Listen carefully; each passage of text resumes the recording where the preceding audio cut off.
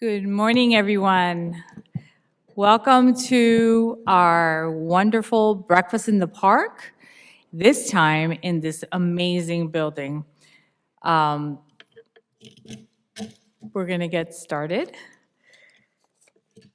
My name is Miriam Machado, and it's a pleasure to welcome you this morning as we conclude this exciting, crazy week of Art Basel. And this final lecture is one that continues our tradition of sparking curiosity and bringing our community together through art and conversation. The series began in 2004, even before our museum building opened, which opened in 2008, and has flourished ever since. Today, it stands proudly as the Green Critics Lecture Series. As interim director, this year has been a remarkable journey, guided by our mission of the Patricia and Philip Frost Art Museum. And if I use academic pillars, we have strengthened community partnerships, expanded interdisciplinary collaborations across the university, and deepened our engagement with K through 12 schools to support student success, critical thinking, and most importantly, creativity. For more than 2 decades, this lecture series has brought leading artists and scholars to our campus, reaffirming the museum's role as a bridge between the classroom and the wider world. University museums are not simply places where art is displayed. They are vibrant learning environments where students engage as thinkers, makers, researchers, and collaborators. None of this would be possible without our dedicated museum team, whose passion and commitment ensure that our mission is lived every day. I also extend my gratitude to the Green Family Foundation, Dorothea and Ambassador Green, Kimberly Green, along with PNC Bank, Hotel Intercontinental, our FIU partners, Miami Art Week partners many, Island TV, Dream Team Law, Manuela Moscoso, and Elizabeth and Gabriela Goizueta, Miami-Dade County School administrators that are here today as well, our members, which is very, very important, and our advisory committee. Thank you for joining us and for supporting the Frost Art Museum as we continue to grow in purpose and impact as part of the #1 public university in Florida. It is now my pleasure to introduce Natalia Zuluaga, our chief curator, amazing chief curator, of the Patricia and Philip Frost Art Museum. Natalia's work spans exhibitions, publications, and long-term research initiatives rooted in Miami and its global connections. She has co-directed NAME Publications, served as Artistic Director of Oolite Arts, and received distinctions from the Great Meadows Foundation, the Tigger Foundation, and the Andy Warhol Foundation Writers Grant. Please join me in welcoming Natalia Zuluaga.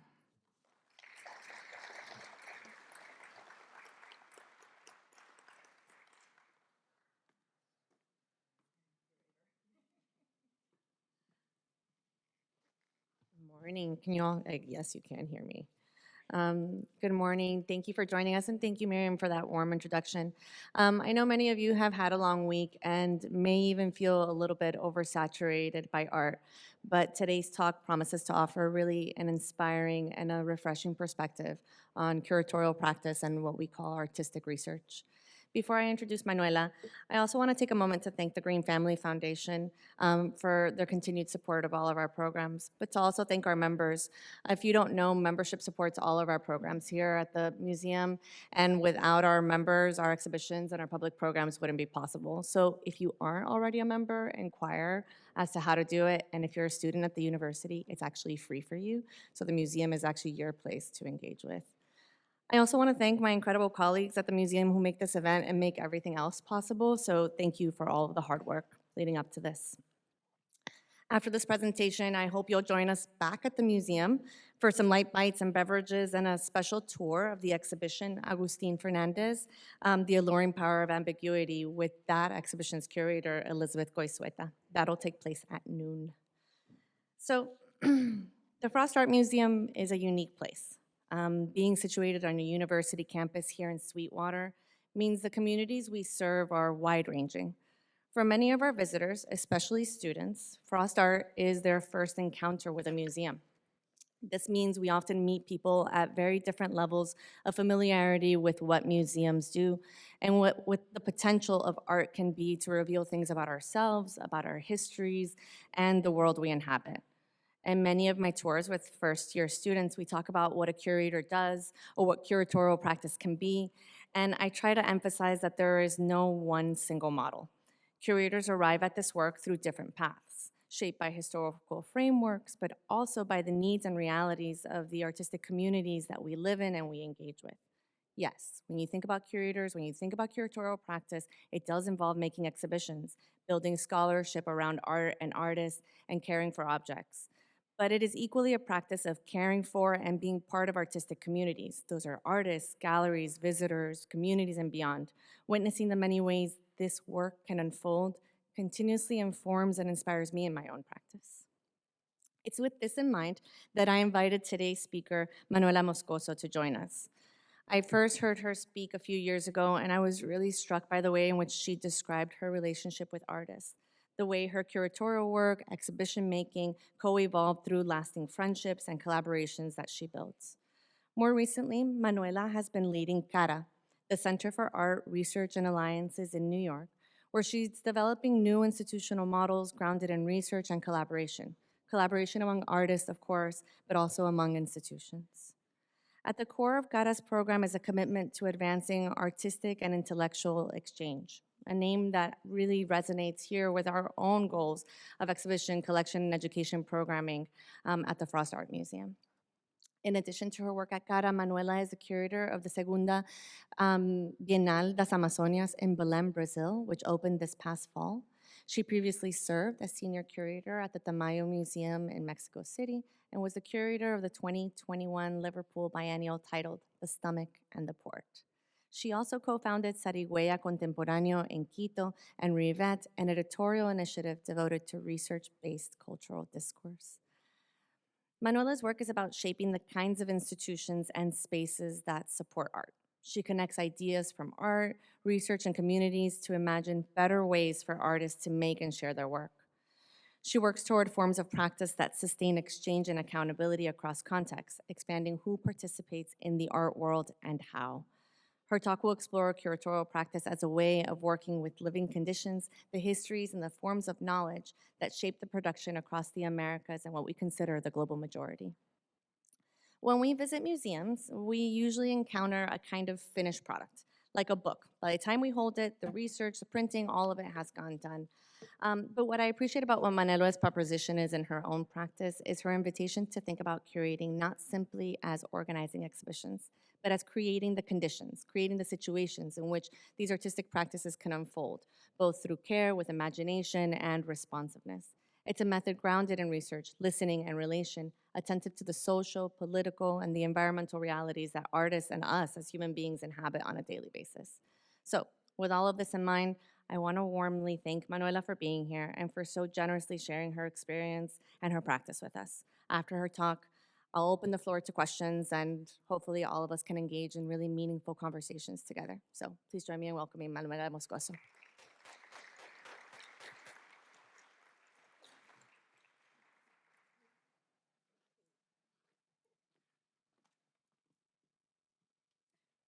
Hi, everybody. That was such a nice welcoming. Thank you, Natalia. Maybe we should all go home. I know you expressed it so well. Thank you so much. I am Manuela Moscoso. First, I want to thank everyone for this invitation, Natalia, Miriam, the museum. It's always a pleasure for curators to be invited to reflect in the way that we work. Especially for me, it was really nice to finish the year 2025 being here with you, sharing space and thought and process, since it was a special year. Not every year I do biennials, and this year I opened one which in many ways reframes and challenges and gives you some sort of energy as well of exhaustion in order to rethink what is your practice in relationship to the world that we live in. So first I wanted to give you like a very short introduction from where I speak, which is I think is very, very important when we talk about curatorial practices or any practice at all. And it has to do because curating has a very strong relationship with representation and a very strong relationship to giving voice to others. So because of that, the from where we speak becomes a key aspect that one has to acknowledge and speak about.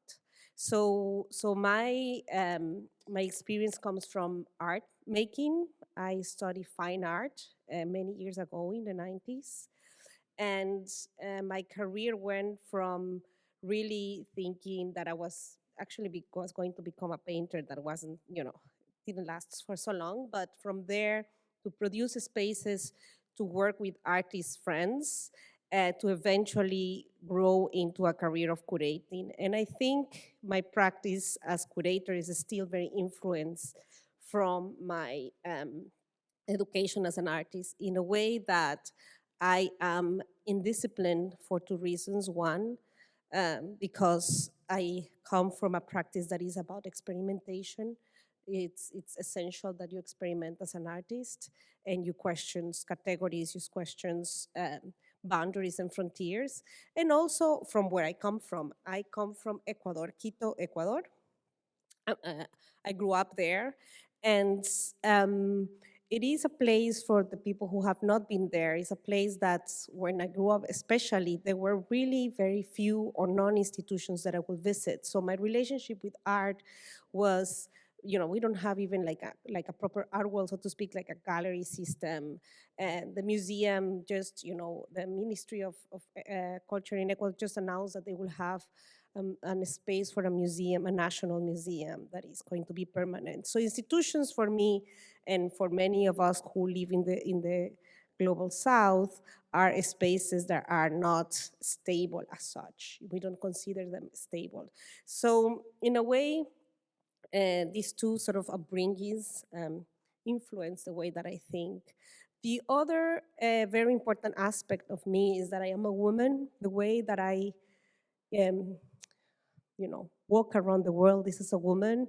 I am also a migrant. I've lived in many places. I'm a migrant person. I'm a mother. Also, that influence the way that I can dedicate my time, how I also think priorities within my day.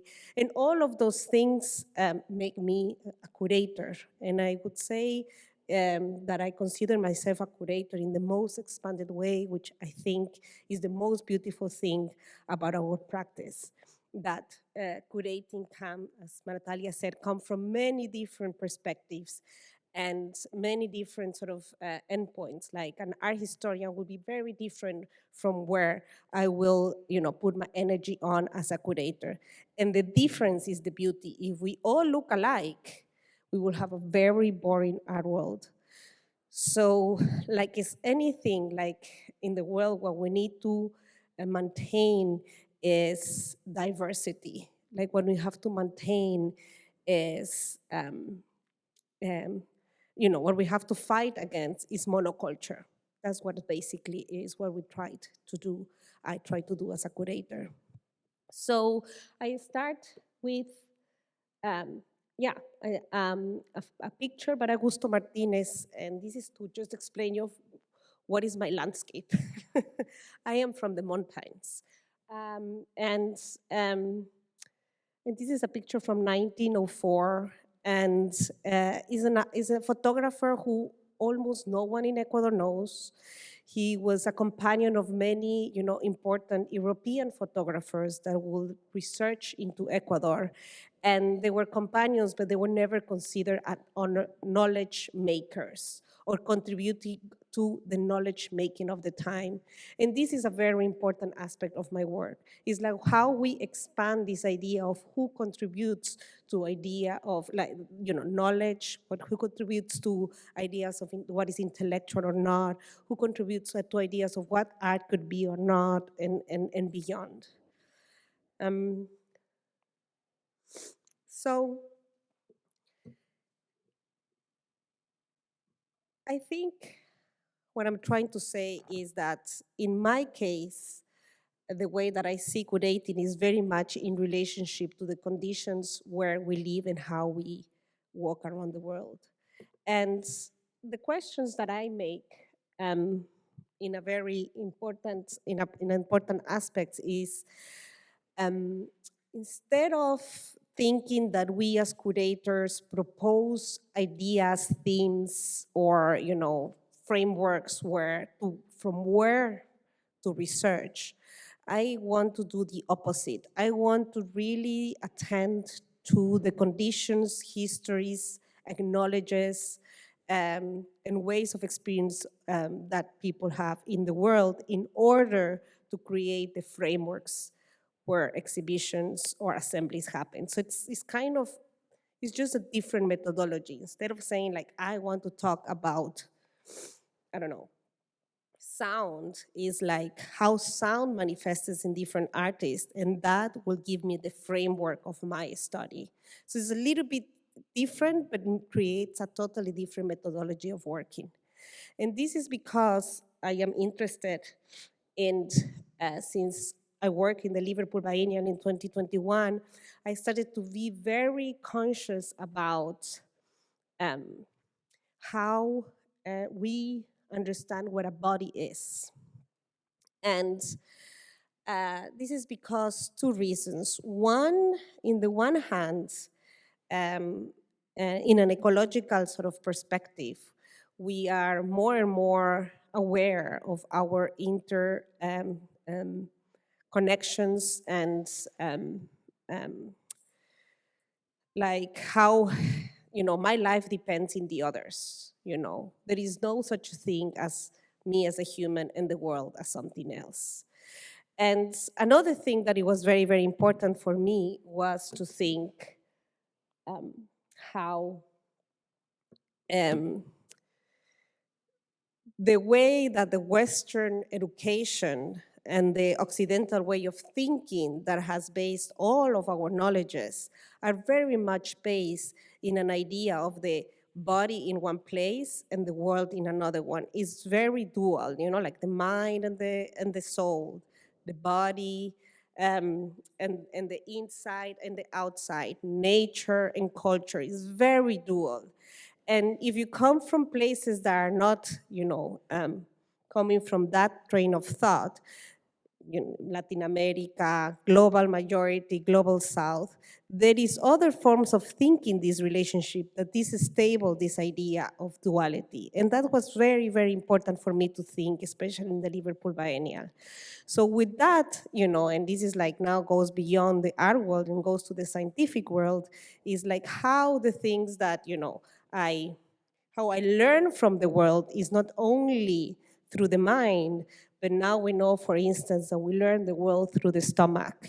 This connection of the stomach and the mind. It's really well researched, and now we have thousands of, even products for our biodiversity, because our biodiversity even define our own feelings, desires, no? It's like you think you like chocolate, but in reality it's the biome that you have in your stomach that likes chocolate, sends a message to the brain to say that you want chocolate, and that's why you want chocolate. So in a way, what I started to really look to think is like how we can destabilize this idea of the world as, two different things, like the human as something, or the human for some, for like a very European way of thinking, which comes with a very particular way of thinking what is a human, and we have seen this through history. has created this division in so many ways. So the skin is this ultimate frontier. So looking at art, we have, for instance, Anne Grafe, who is doing all of this research around how makeup, for instance, the things that you put in your skin actually gets absorbed by the skin and affects your bioma and can create depression, can create, like certain mental health effects that we are not aware as consumers. Because at the end of the day, what we are being taught is that we are this surface, that we are autonomous, and that we have all the power to, move around the world, which, but at the same time, these contradictions are existing. We are also, in terms of, again, this idea of how even the body, this body that is especially for cis women, are like even not only bodies that have very particular ways of acting, but actually they even produce food themselves in order to feed when they become mothers, or or you have kids around. We have a lot of stories about how milk is produced by the reaction of having a baby around, and how your body is prepared to do that. So even this idea that the body itself is so intelligent that can become food. So for instance, Suelen Roca, who is a very interesting artist, she already died, she did a very important series about motherhood that I will recommend you to see, in relationship about this idea of the motherhood as nurture. Or we can think, for instance, in Sara Flores. She's a Peruvian artist who thinks beyond that, which is a completely different cosmology. She comes from Peru, is a Shipibo Conibo, Pueblo Shipibo Conibo in Peru, and they have a different understanding of how we relate to the world. There is no separation between inside and outside. In the Amazonian thinking is very fractal. So you can go, like, everything is connected with everything else. And there is different exercises and rituals that you do in order to understand those connections. So it's very interesting because, in a way, all of these mathematical drawings that are done by heart and are done in a collective, this is paintings that are done usually by women, is a knowledge that goes from woman to woman. They are done by heart. They are incredibly mathematical. And and they express these connections. So it's like, how, if I want to make a decision, let's say,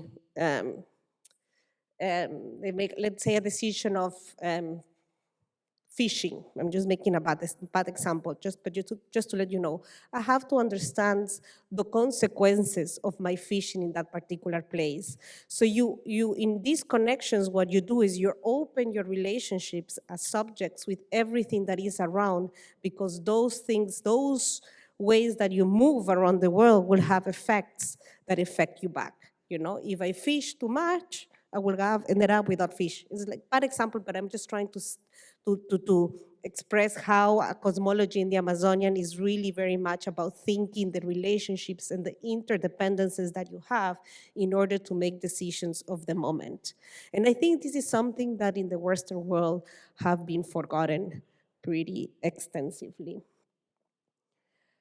And for instance, Jorge Mena Barreto, who is an artist from Brazil, he is a researcher of environmental sculptures. So he was like an incredible person to actually open my ideas in relationship to these interdependencies. So Jorge Mena Barreto works with food. And the way that he is thinking is how, for instance, the ways that, like the things that we eat have information that the body processes as well. in the way in which means is like the carrot that we are all eating, it doesn't only hold the information of a carrot and the vitamins of a carrot. It holds the history of the land that informs the carrot how to grow. So the way that we eat is not only the relationship between me and the food, but actually the food also carries history of how it was grown, which relationship had with the way that it was treated, and all those things also get into our stomach, and those things define the way that we move, think, and process the world. So in this case, for instance, we did in the Liverpool Biennial a ice cream that was made with dandelions that were picked up around. So in a way, it was how we can actually start consuming the things that we are around, because we've been in the modern world, which is very hard to unlearn, to go to supermarkets and have everything. If you come from Latin America or many other places, you had seasonal fruits. Like you had fruits that came depending the environment. We are now so used to have everything anytime, and to do that, to be able to produce these massive amounts of food for us to consume it, we have to lie to the conditions of the environment to produce those things for us to consume them. We have to lie the land that is in a different, we have to force them to be in a different environment. And those informations do get into our bodies. And those informations do affect the way in which we understand the world. So thinking about that,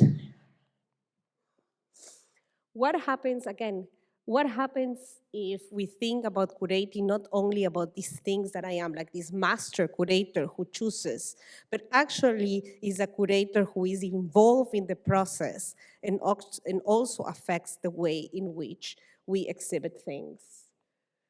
And for that, we have to be as curators not only aware of the art that is produced, we have to be very aware of where are we working and what type of institution is. We have to be aware of the resources, we have to be aware of the climate, we have to be aware of the social economic. All of those things make curating. It's not only a selection of works that you bring into a space. It's the entire environment who defines the way in which we can make a project or not. So it's like, I think curating is much more constructing circumstances, circumstances where the artistic can unfold. This is what I think we do as curators in many ways, or at least how the way in which I see curating an interesting way. And how to do it, I think first we have to do very very strong exercises of listening, which sometimes we humans have a very hard time to do that because we don't have time. But in reality, the only way for us to really kind of forget about, I think we are the things that we have to unlearn as practitioners in this world is that, we have to have like some sort of like embedded, not criticism, because that will create too much of a vulnerability that maybe will, make us not go further, but actually doubt, I think. So listening is like doubting your position as the position who knows. So it's creating a circumstances where you are a listener, and through listening, you can actually get in tune with the circumstance that you want to get in and learn together. Institutions, curators, artists, participants. So in a way, it's a very way sort of kind of, instead of coming me as, of course, I'm an expert in the field that I'm working because I'm doing it on a regular basis and I'm practicing, and at the end, like anything, if you practice, you learn, with whatever you do. But in the methodology, you have to really become the same as anyone else. Is a listener, a very good listener. So we'll give you, like, for instance, how that looks like in an institution. So like for instance, in CARA. CARA is an organization that just opened 3 years ago, and 3.5 years ago, and is in the West Village. It's a beautiful, I'll invite you, all of you, to come, of course, when you're in New York, 13th Street, 225 13th Street. It's a beautiful building, 3 stores, newly designed, and you know that that building, because we are all, know how to read, there is a building that is wealthy. You know it. It's perfectly done, nicely finished. Doesn't show money. It's very austere, but it's in the West Village. It's a place where cultural institutions had to close and leave those spaces. So this is the founder wanted to do an organization in exactly those spaces where it's impossible to build new organizations. And then the idea, the sort of when I was invited, was to create an organization who will make a space for the people who usually are categorized as the undervalued, underrepresented, minorities, and for me, the exercise was to expand the canon. And when I was invited, I was like, yeah, but maybe we have to start by not using those words, but actually trying to do an exercise of trying to understand what is that we want to do, It's not enough just to say those words. It's like, what actually we want to do? What does it mean to bring voices that haven't been properly represented in the art field? What does it mean, the canon? So first, it was an exercise of kind of finding the language to express that. So it's about expanding historical records.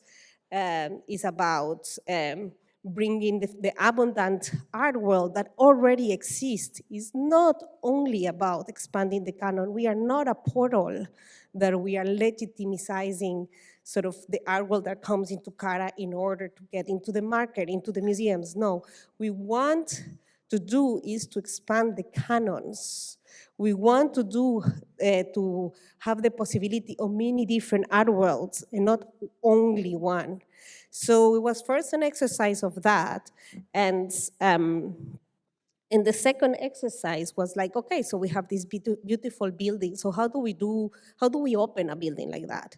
So the first 5 events were only public programs, where what I did is like invite 4 curators who I thought they could actually bring interesting questions to 4 curators, which were like some of the artists actually, who could bring different within their research, like Lamin Fofana, who is a sound artist who researches on the in the Middle Passage and the historical impossibility for him in a very sort of Sylvia Winters ways, for the one who knows, that is like the idea of a human was a production of Europe, which means is a white male, and the harm that has been done with the Middle Passage is that we have to reinvent what is a human. So I invited Lamin Fofana. I invited Sky Hopinka. He's a filmmaker, indigenous filmmaker, who is rethinking the way that filmmaking from an indigenous perspective would look like. I invited Erika Spray. She's a curator from Mexico who is mostly in performance, and she's really thinking from a sort of a feminist perspective in the ways in which the body articulates the world. And Emi Catedral, who is now the director of the bookstore at CARA, myself. And what we did basically was exercise where they would invite their friends, and their friends would invite their friends, and like in a sort of like a kind of an affective connection, So we as institutions completely lost control of who we would invite. We were not anymore the portal, but we were the portal of the friends of the friends of the friends of the friends, which for producing that is a nightmare. and making like to work in a budget another nightmare, because it's like the ways that, where do you arrive is places that you have no idea. And it was very important. This is Lamin Fofana presenting his sound piece, but we had like, this is Otto group with a conversation. We had Fred Moten, we have Isadora Neves Marquez, with poetry. We had workshops, we had all types of practices, music, dance, and very intense. We will start on a Friday and we will finish on a Sunday in different weekends. And that, what it did create for the team that is new at CARA was to create, first of all, what are like how people are expressing things, what are the vocabularies that people are using, what do we think is kind of repeating in a, like in an interesting way that we should pick up, that we can actually amplify, who are like practices that are like from very old to very young, like what is the difference, the transgenerational difference and, urgencies that artists are thinking of.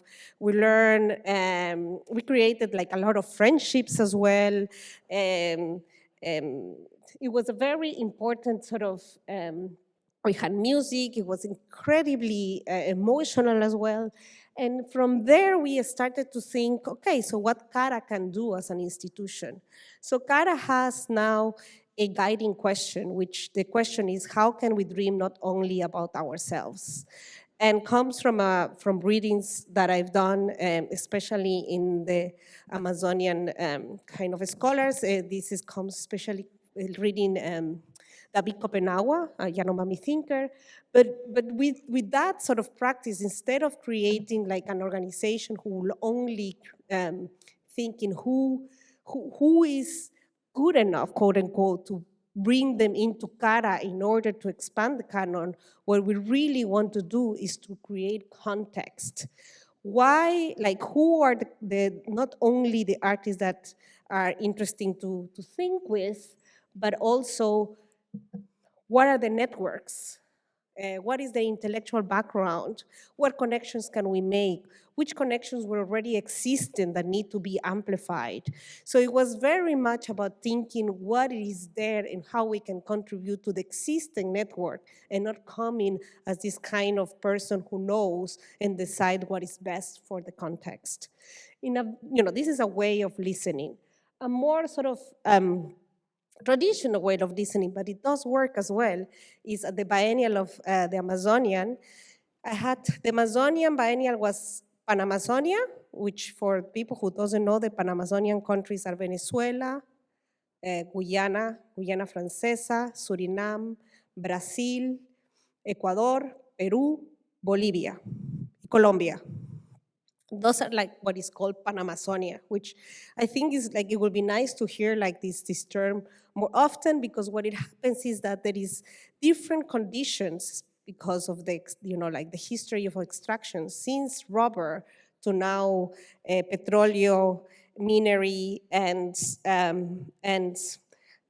coca, and from all of those forms of extraction, we have conditions that have affected the way that our countries respond to certain aspects, and very different, but we have a common ground. Apart from having the Amazonian area, very particular ways of thinking that are like perhaps disappearing. And as I said at the beginning, it's not that one way of thinking is better than the other. What we need is to maintain different ways of thinking for us to expand, to be more fair with us and us as a legacy for the future of the world. Our responsibility is that. So in the biennial of the Amazonian, it was, again, I'm not from the Amazonia, no? So how do I really connect to this? I'm from the mountains. The volcano, that's the Volcano Cotopaxi, if anyone is from Ecuador will know, is the highest active volcano of the world. It's amazing. When it comes out, it's like you're happy that day. It's very, very, very important. And is one of the volcanoes and the glaciers that are disappearing because of global warming that feed into the water to the Amazon that turns into salt water when it arrives to the Atlantic. So from ice to salt. It's like the world is like really like, it's very intelligent. We forget. But so all of these sort of veins that are so important for our ecosystem, planetary ecosystems, are different biomes that are really interconnected. So my idea, after visiting sometimes in Belém, I had been before, I was invited, it was to want to create this relationship, not only for us in the, like in the Cotopaxi, in Los Andes, we are always very aware of the Amazonian. The Amazonian is less aware of the mountains. So one of the ideas for me was like to start from that, position, I'm from the mountains. I learned as well how from the mountains, we are very different in expressing our feelings. It has, how do we move is different as you go down into other biomes. And in Belén, one of the things was this connection, having a visual understanding of what is these mountains, where do they come from, what is that trajectory. And then it was really kind of going through all the states of Brazil that are from the Amazonian. It's gigantic. It's like from Acre to Belém is like 6 hours by plane. It's like from New York to Quito. It's gigantic, no? And visiting the Pan-Amazonian countries and starting to listen what it is that is kind of instead of thinking I'm going to do an exhibition about ecology or an exhibition about forest, or is really going with your mind open and thinking what are like the words that you start to listen a lot, what are the histories that are connected between these countries, at the same time that you want to do an exhibition, which is basically a very old form of doing things. An exhibition is an old form, it's like a book. It's things in the space. No? So it's like you have to really think about the experience of that for the viewer. While you are thinking this, you are thinking about the experience of the viewer. You are thinking as well that you want to show, people, old people, young people, historical people. You are all the time like thinking about that while really being super attentive of what people say. So for instance, here is like a studio visit in Acre. I don't know if you don't know Elio Melo. I recommend you. He's dead by now. He's a painter from Acre who is like perhaps one of the only states in Brazil who are conscious of frontiers, because Brazil is a little bit like the United States and other big countries, Mexico sometimes a little bit, that they have no frontier. It's so big that the frontier is the next state. It's not another country. Acre has Bolivia and Peru next to it. So it's like one of these very particular states. It's a state where it was really affected together with Colombia and Peru with the 19th century extraction of rubber that was incredibly violent. If you ever want to hear about it, there is Michael Townsend book, very good. If you do like that, blood comes out of how gore was this industry in the turn of the century, who created immense wealth. Belém is totally built out of that wealth. And Elio is a very interesting painter who painted in a very critical way of the Saringueiras, is called in there, of the extractions and how, with a lot of sense of humor.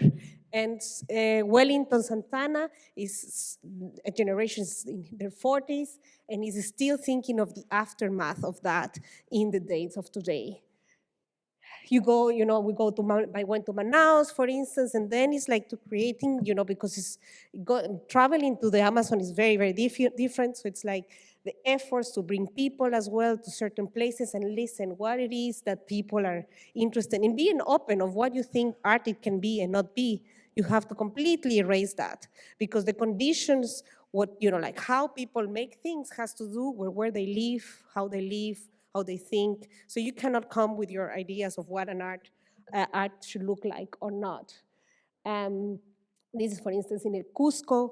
Cusco, that, is like, I thought is like a kind of a prima hermana, like second cousin of Quito, very mountain, very, Los Andes, cold, closed, But it has a very strong relationship with the Amazonian, which, for instance, for me was like a discovery. Pablo, I forgot his name, Amaringo, I think, is one of the most important painters of Peruvian Amazonian. He did like a painting school in the Amazon that had influenced the entire history of art in Peru since the 50s, I would say. Um, so I think it's like kind of really thinking, what is this, this experience of listening, and then it's like an exercise of reflecting. How do I act with that? How do I act? How do I put this in some sort of way that people can actually read what we are trying to do, because it can be quite immense and you have to narrow it down. Like every exhibition, every process that you do at the end of the day has to be able to be read by a publics, And our job, very important job as cultural workers today, is to create bridges among ourselves, because as we know, the world is very polarization exists. Everyone is very angry. We are all frustrated. So how do we, as cultural workers, create those bridges of affection, empathy, understanding, but not only emotionally and understanding, but intellectually, like what is, like how do, I don't want to go to a history class, but how we can learn differently about history, for instance, no? And that's where we can actually work. So, so for me, like how we think artistic as world building is important. So after in CARA, and this is the first exhibition we did at CARA. His name is called Neo Muyanga. He's a composer from South Africa, and he works very much in relationship to the idea of a song, the ideas of song as a form of knowledge, like songs as an archive of history, which you will see a lot in the Afro-diasporic knowledges that exist in America, all over America, is that the song is a very important oral history where knowledge should be taken seriously. So for instance, Neo Muyanga, he is really thinking about those ideas, and he comes from classical music. And what he's trying to do is, like, classical music is a very sort of white practice, like you have to learn how to sing in German with that accent. You have to learn how to sing in Italian with that accent. So and we work with a classical music a group in New York, in Brooklyn. It's really hard because it's like for Black and brown people, they have to make 3 times that effort to be able to be singing. So there is like a lot more pressure. So we work with this collective, and Neo Muyanga work with this collective in translating resistance songs from the apartheid in South Africa in opera. So maybe can you put play, please? But you need to put the higher, a lot higher. We are in an opera.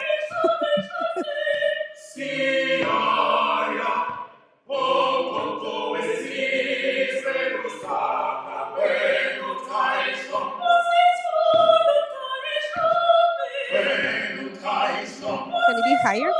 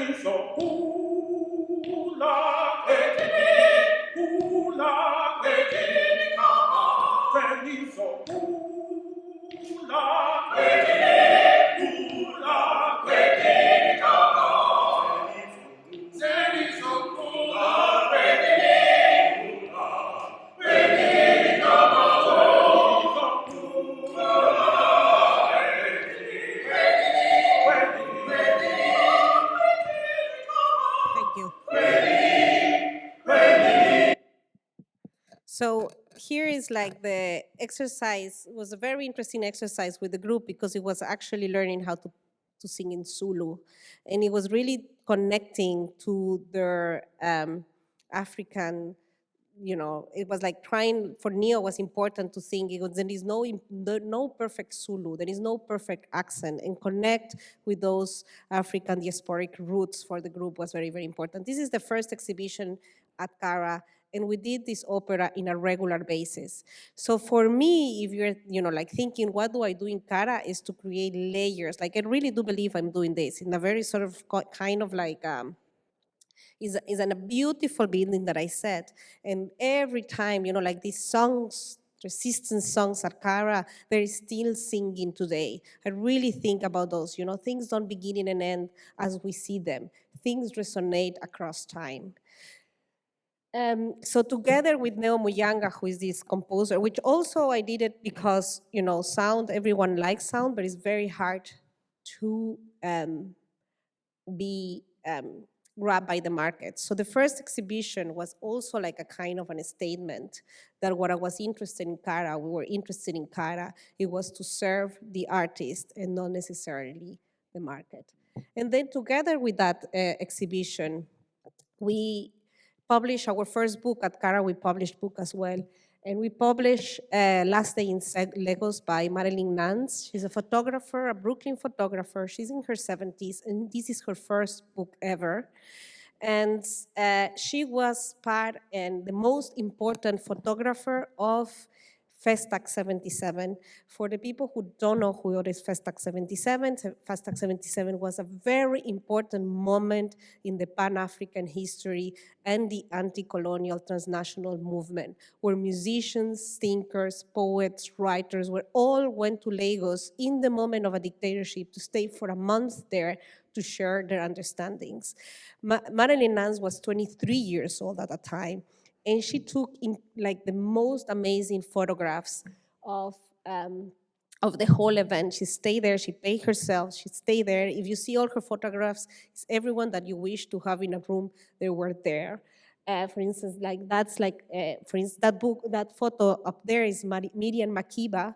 For who don't know, Miriam Makeba is a South African singer who left South Africa and couldn't come back until after the apartheid, and she was a very important politician as well as a singer, and had at the end of her life, she had different countries offering her nationality of how important she was. So she had 5 nationalities across Africa, and these photos had been for over years have been used in publications. You can see them online, and have never named her as the photographer and artist and author of these images. So in a way, this book was also claiming back for herself her own authorship of these images, and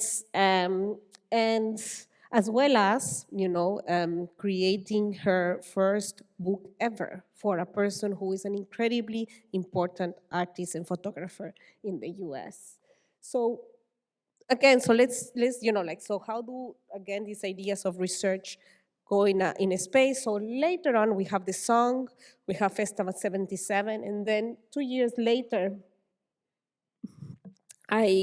because I don't think chronologically, I don't think linear, we did an exhibition that is called Continents Like Seeds, and is La Chola. She's a trans woman artist from Argentina.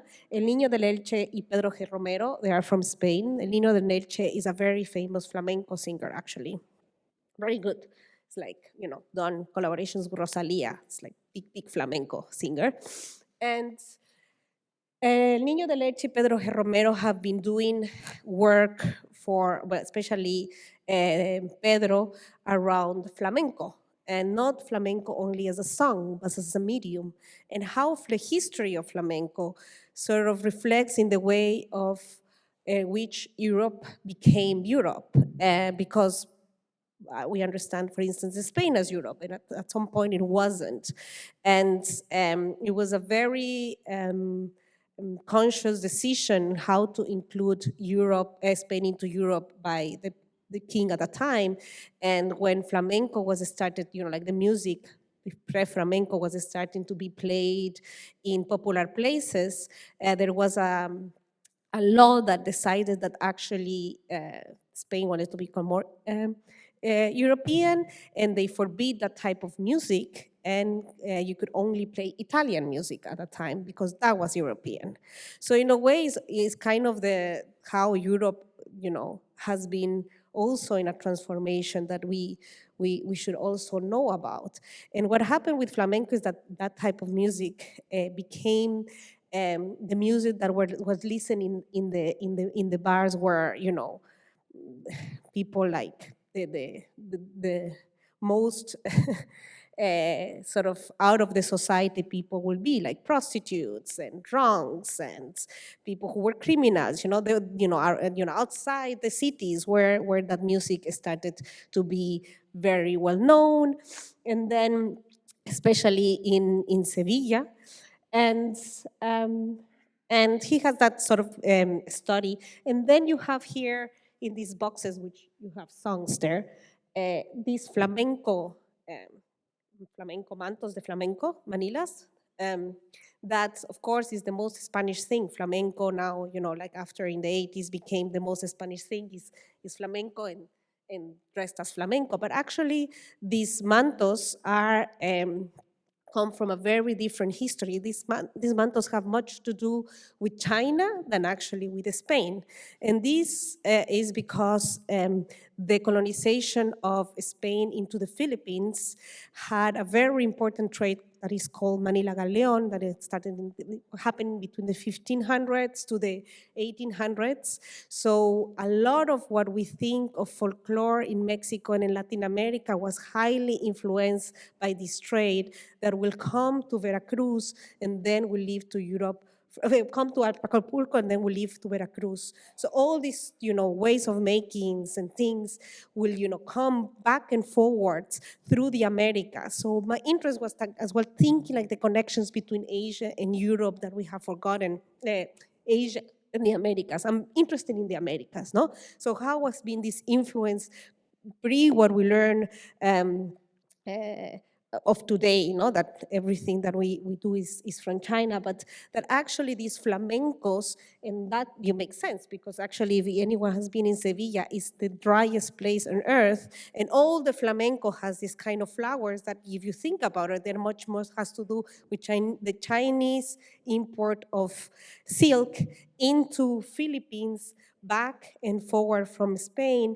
And before it became a Spanish thing, actually was used by the aristocracy in Latin America before it became something to be used in Spain. So it's actually like almost like an import from Latin America and Asia that actually is Spanish. So with that, La Chola is an artist who is really thinking, is a new generation of artists from an indigenous background where their families were, and this is like a lot, it happens a lot in Latin America, which is like the generations before them. She's like around 30 something. It's called Retomada, Retaken, and it happens in all Latin America and is young people who their parents and grandparents didn't want to identify as either indigenous, brown and black, but they identified as this project called Mestizo. And they are retaking those roots and saying, no, I am actually indigenous, or I am actually. So the indigenous population is growing in Latin America, actually, in data, because of the younger generation are wanting to reclaim that identity for themselves. And La Chola is one of these people who come from Bolivia, and her family moved to Argentina to grow the crops of grapes in Argentina. So they are workers like campesinos. They work in the land. And apart from very Catholic backgrounds, and in her upbringing, she turns into a woman. So it's all that process of retaking those two identities in a very sort of a place, like a generation, in a familiar generation, where it had difficulties to really understand those perspectives. So she works very much in those relationships with how to retake or rethink indigenous. So this is here. Here is like where we did like as well like bands and choreographies. So I think at the end of the day is thinking with places. It's not thinking for the place, but thinking with places. And um, so I think that's like what we want. I mean, I think what I want to arrive is like how, like the interdependency between the landscape where you live, how you live, where you live informs the way that you do things. So, in like thinking, for instance, in the work of Gladys Gambie, she's thinking very much in the ways of the Manglares, how subjectivity is much more rhizomatic than an identity that is just one thing. So I feel like what I'm trying to sort of get is like the world has had all these historical contaminations that starting acknowledging those reconstructions of identity is an important place to think the diasporic, to think how do we assume assume those responsibilities. So it's not eliminating, not thinking that the world is autonomous, not thinking that the works are autonomous, but actually where do they come from, how they are made, their histories, their affections, like the subjectivities are part of the work as much as I am part of the work, the institution is part of the work, and what we do is a conversation among the three of them. So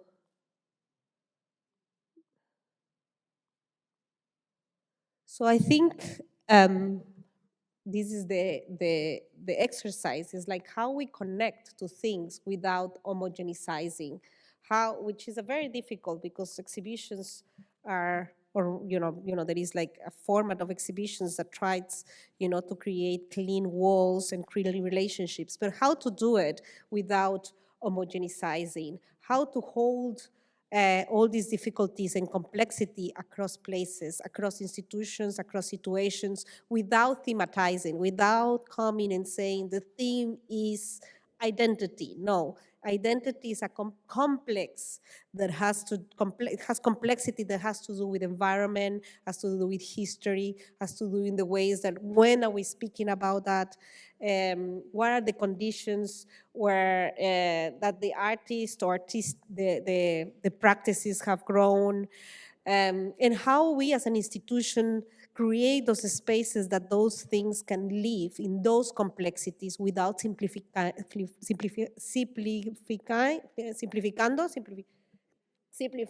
thank you, simplifying, and without homogenizing the art world. Yeah. So this is like just some pictures of the Amazonian Biennial, which I'm not going to get into. But yes, it's like at the end of the day, is an exhibition. At the end of the day, are objects in the space. Like our work is how do we tell that story? How do we talk about those complications and those, um, you know, um,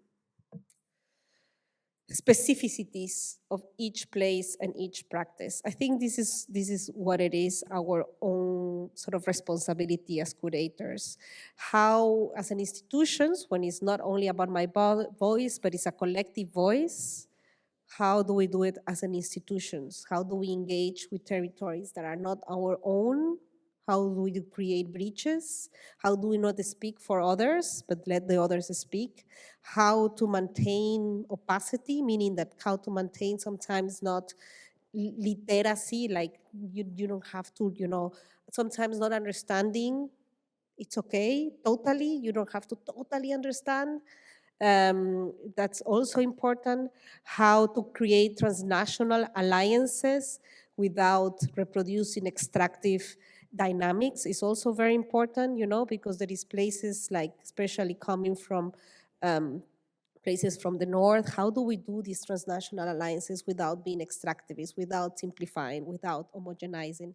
And how to create structures where we can invite being slower or making things different, because at the end of the day, when we produce things, having a speed, we open a day, we publish a book, there is dates and there is things that have to be produced, there is budgets that you have to acknowledge and be accountable for, but how we can create complexity, slowness, and overall care among us, among the artists, and among us as publics and organizers within this, sort of complex world where people are, I think, in a very sort of global way, you know, don't want to listen to each other. How do we as institutions create those spaces of listening without necessarily judging, but to create a conversation beyond ourselves, no, beyond my subjectivity, but in a collective form? I think that's it.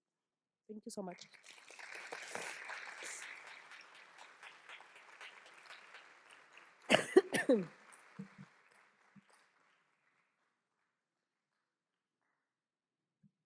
I figured we would open it up for a few questions here. Does anyone want to get started? And if not, I will. Questions? Oh, perfect. Christian, maybe you and I can run side to side. Awesome. And thank you, Manuela. No, thank you for being here. Thank you so much. Hi, Manuela. Thank you for the beautiful talk and for sharing so much. Can you put it higher, because my ears are not the best? Thank you. I'm curious, if you could describe a kind of method within your practice that also acknowledges the distance to conditions that a lot of artists are facing. For example, New York, at one point, there was also a relationship to the land and to its ecology that's now incredibly blocked off. It doesn't exist in a way. And how does your curatorial method work? While does your curatorial method acknowledge that distance without kind of making yourself the arbiter of authenticity, or without kind of over relying like on a utopian authenticity and connection to nature and resources? I think it's language. I think we have to do a lot as curators to not assume. I mean, I think this is something very important. It's like, if I'm understanding your question, um, like how not be. I mean, one thing is like what I aspire to be, and another thing is what I'm doing. And I think that's language we have to be using. Like, what are we doing? Not what we, I mean, we aspire, and we have to be very conscious about that as curators, because we know very often is like, we use this, we want a better world, quote unquote, we want to have like different forms of understanding each other. I think it's a struggle. because it's not really happening perhaps in a bigger scale, but within your institution and your labor, I think is the language and how you again, from where you're speaking, very, very, very honest about that. Where do you speak? What are the resources that you're speaking from? And how you navigate the world are resources.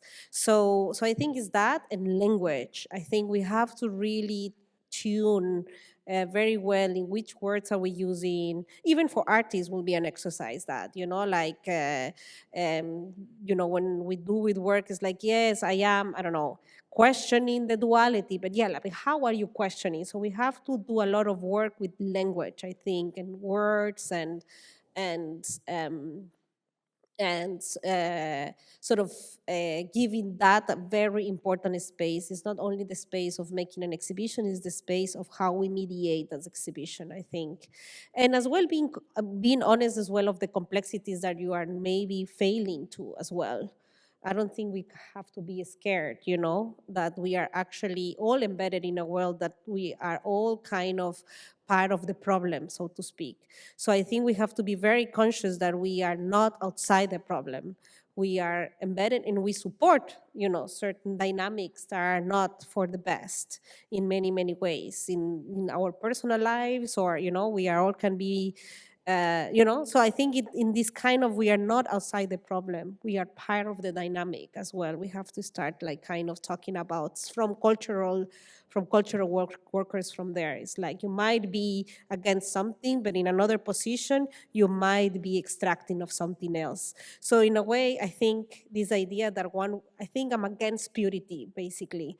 We are very complex, and in a way, we have to acknowledge that we are both part of the problem and trying to fix the problem, but being open about it, I think. Yes, did I answer more or less? Yes, okay. Thank you so much for your presentation today. Just recently in Hyperallergic, I don't remember who wrote it, but somebody wrote a piece in Hyperallergic about curators not giving voice at this moment in time to important social issues. And I wondered, since you worked at the Tamayo, again, an institution, very different from CARA, it sounds, if you can say how you might navigate that, sort of what your curating looks like within an institution's own mission versus a different kind of mission. Yes, I think the invitation, you have to be very, very careful about the invitation, because I can be many things. I can act in many ways. I can have different strategies, but a museum is very different from a non-collecting organization, for instance, no? So I think both of them have, let's say, easy, like different problems, I would say, and different advantages. No, like something like the Museo Tamayo is in the park, was a wonderful experience in the sense that it's extremely public. Extremely public. So you have to attend to that, to those things. And you have to attend to the idea of you are like you are already legitimized. It's a different sort of strategy. I don't know. I mean, this idea that curators, first of all, I think there is different ways to talk about politics, and there is a very sort of masculine way to talk about politics. That is the one that people want to continue to be, placed as the main way to be talking about politics. So I am not in that camp. I think we can talk about politics, not necessarily in a very, right and wrong ways. And sometimes I feel like we are demanded as curators to always like say like, like this kind of like judging finger, and that's exactly responding to this question. I think I think there is other ways to talk about those same problematics, but not from a sort of masculine right and wrong.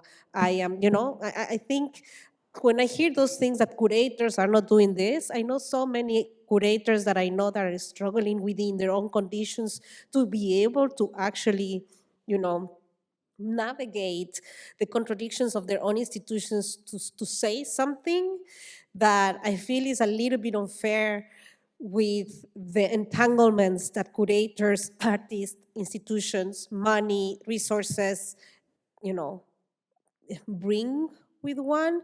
And of course, there is curators which are like totally about market and totally fine. You know, other artists have to survive as well. But I don't feel that we have a lack of them. I feel that maybe there is like a lack of autonomy when those curators arrive to places to be able to act without too many compromises. I think maybe that's where the problem lies, I feel. Thank you. Thank you.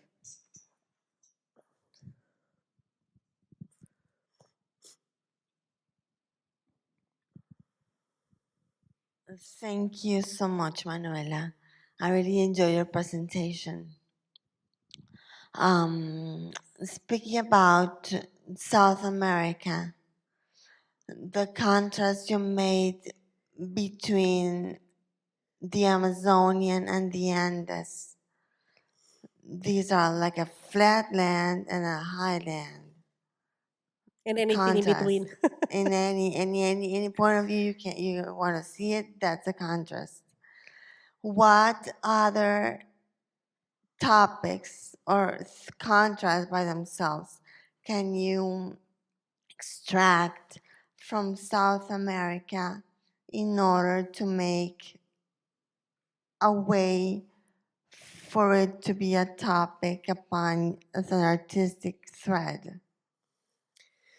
So I don't use the ideas of theme. I use ideas of guiding concepts that are Okay. not closed to, like, let's say, the biennial had these different strategies, like was connecting with the Caribe, because for the people who don't know, the Amazon, it's, you know, especially in Brazil, is very separated from the south of Brazil and has to do much more to do with the Caribe than with Salvador de Bahia, for instance, with the south. It has to do with radio waves, it has to do with migration, it has, for many reasons. So the idea was to really think about those connections. So it was much more about how the ideas of memory are present in the works, how ideas of accent are present in those words, and accent specifically speaking about sound and Afro-diasporic knowledges,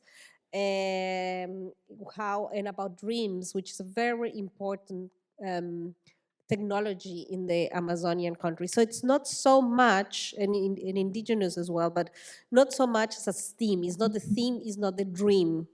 Dream is present in many ways in different works, as well as other ideas. I think what I can tell you about, there is conditions of, like, there is like clearly a precarity in all of these places that is very present. You know, how much artists are, you know, supported. We did like a also very big exercise in not bringing only artists of Bogota, Quito, you know, like not only the capitals, but bringing people from different localities within their own countries. And you realize that even traveling with their own countries is hard because, you know, it's an expensive endeavor. So I think precarity in that sense for the arts, where there is no, you know, market is not the same as here, definitely, and institutions as well. Like I am part of the I'm part of the advisory committee that buys for the Mali Museum in Peru, and I mean the budgets you know, and we have a lot of people supporting, and the budgets are uncomparable to any other museum. So so that is something that, you know, affects the whole region for sure. Mobility, access to education. It's very classist at the end of the day, who can access and who can't. But that doesn't mean that not interesting things happen, and that we should, you know, pay more attention to. Thank you. Thank you. Thank you much.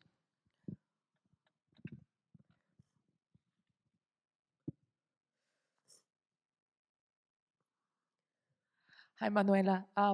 You said it's okay not to understand. Were you talking about not being didactic when we are doing exhibitions in public spaces, or um, you know, you also were just saying that artists should develop better their sentences or their statements when they do so. What did you mean by that?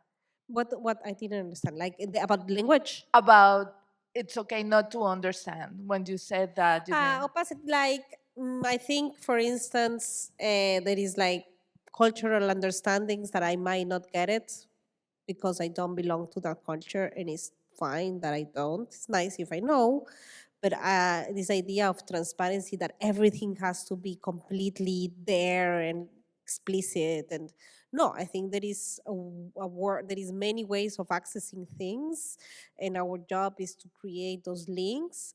And there is other things that, like for instance in La Chola, like all the writings were in Spanish and we didn't translate it, just for instance.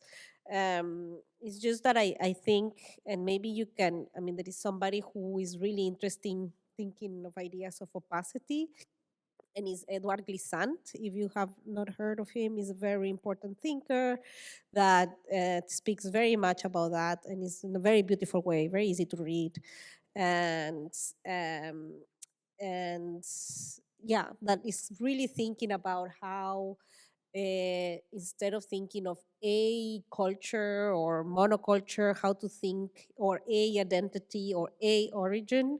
He really thinks in the idea of archipelago, that like is much more like there is many, like the identity as something that you can have some core, understanding of what is your culture, but you can get contaminated and learn from others without losing that. So I feel I'm much more into those ideas. So opacity comes in that. This kind of, there is places that other people might not access. No, it's like when I go back to Quito is where I am a water in a fish, because that's where I am from. But that doesn't mean that, maybe in other places, and I get other things, or I learn, or I de-learn. Unlearning is very important as well.